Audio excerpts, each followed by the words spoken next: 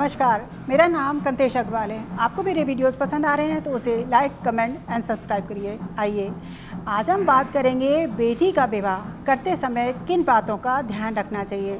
बेटी विवाह, जैसे ही बेटी विवाह के योग्य होती है, माता पिता चिंतित होने लगते हैं। दोनों की योग्य वर ढूंढने के लिए तलाशें जारी रहती हैं और कोशिश तेज़ हो जाती है। दोनों मिलकर बेटी के लिए योग्य वर ढूंढने की तैयारी करते हैं। बेटी जैसे ही विवाह के योग्य हो जाती है, विवाह करने लगे तो माँ की ये जिम्मेदारी होनी चाहिए कि उसको बेटी को समझाएं कि उसका ससुराल एक और परिवार है, उसे दूसरे परिवार की तरह ही देखें, अपना परिवार माने। वो अपने सास ससुर को माता पिता की तरह सम्मान दे और अपने ननद और देवर को छोटे भाई बहन की तरह माने।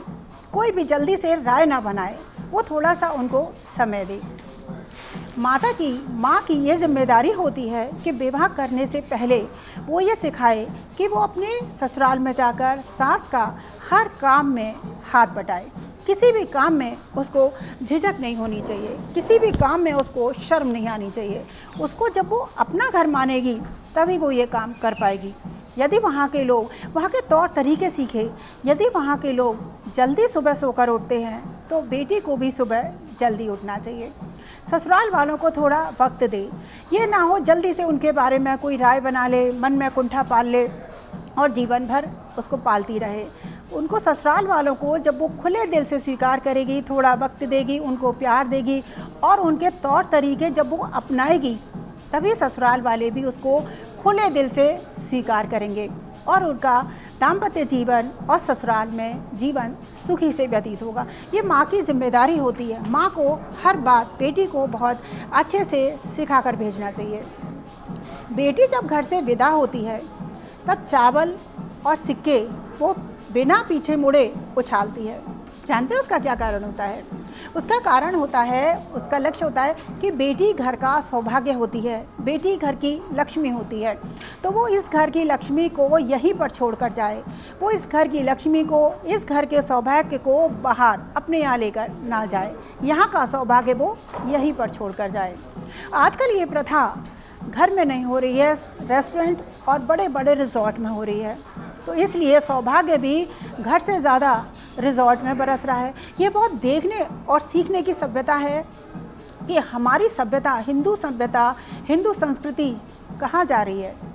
यदि हम इस बात को लेकर आज भी नहीं समझे, आज भी हम लोगों ने इसके लिए कदम नहीं उठाया, तो आगे जाकर बहुत परेशानी हो सकती है। हमें अपनी संस्कृति का रक्षा करनी चाहिए।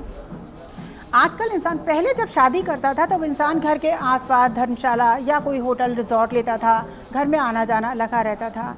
लेकिन अब स्थिति ये हो गई है कि इंसान घर से, शहर से बहुत दूर, दूसरे शहर में, दूसरे होटलों में और दूसरे देश में, विदेश में जाकर शादी कर रहा है, तो उससे घर से लिंक बिल्कुल ख़त्म हो जाता है। खुद इंसान रिजॉर्ट में 2 दिन पहले जाकर शिफ्ट हो जाता है, सारे मेहमान वहीं आते हैं और वहीं से विदा हो जाते हैं। इससे अपनापन बिल्कुल ख़त्म होता जा रहा है। क्यों? जब आप शहर से बहुत दूर जाकर शादी करते हैं तो सिर्फ वहाँ पर आपके वही रिश्तेदार पहुँच सकते हैं जिनके पास 4 वाहन है या जो बहुत पैसे वाले हैं, आने जाने का खर्चा अफोर्ड कर सकते हैं, या जिनके पास कार है, अदरवाइज़ कोई नहीं जा सकता। आजकल शादियाँ करते समय इंसान जो निमंत्रण कार्ड होता है, इनविटेशन कार्ड होता है, वो भी 3-4 तरह का छपवाता है। किसको हल्दी में बुलाना है, किसको मेहंदी में बुलाना है, किसको संगीत में बुलाना है, या किसी को सिर्फ रिसेप्शन में बुलाना है।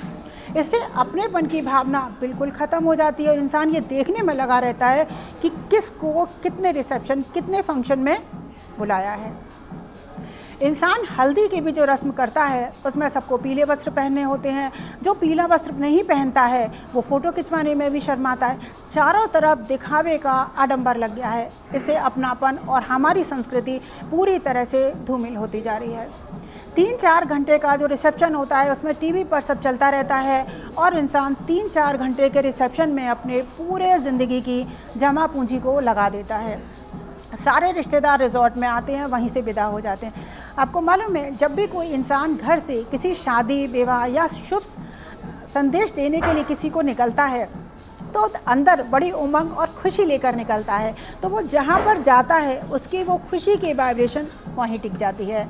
आपने तो अपने घर में बुलाया नहीं मेहमानों को, तो वो जो खुशी लेकर आया, तो जिस रिजॉर्ट में या होटल में आया उसके सारी खुशी का जो वाइब्रेशन थे वो वहीं पर रुकी। थोड़ा सा एक आध फंक्शन अपने घर में अवश्य करें, ताकि जो मेहमान आ रहे हैं, खुशी के वाइब्रेशन लेकर आ रहे हैं, वो अपने घर में रहें। इंसान यदि आज भी नहीं सुधरा तो आगे चलकर बहुत मुसीबत होगी। कभी भी बेटी का विवाह आप बहुत ज़्यादा कर्जा लेकर ना करें।